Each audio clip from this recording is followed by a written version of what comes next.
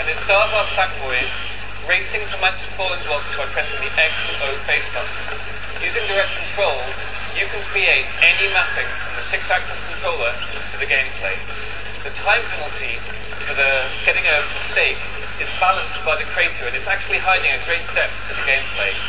It was a great way to create a simple piece of gameplay mechanic with just a few physical tools that you'll be familiar if you've ever used Poppet in Little Big Planet 1. With the new competitive scoring, each player gets their own score, which can be set by the creator, and at the end of the level here in 2 seconds, you get presented with a neat map so that the winner can celebrate the style.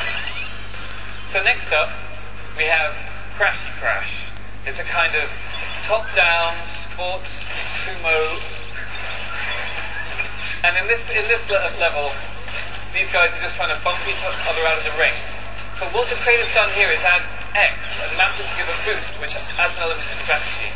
Again, it's a really simple game mechanic. It was great fun to create using the physical tools. This level also showcases, for those creators out there, the mover objects, which allow you to attach them to any piece of the world and make it move exactly how you want, ranging from the central spawn point, which moves objects between layers, to any kind of motion that you can imagine. Once again, at the end of the level, you get a neat grid showing who did what to who, and who's the ultimate winner.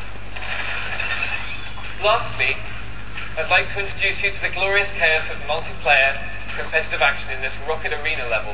This is actually the easiest one to build, simply placing objects in the world, setting gravity to low, and using a new character enhancement called the Creatonator. So players out there who play Little Big Planet will be soaking up all of the new features here, but the Creatonator is a hat which you put on Sackboy and you can set to emit any object, from cows to flowers to rockets in this case. I think let's see who's doing the best.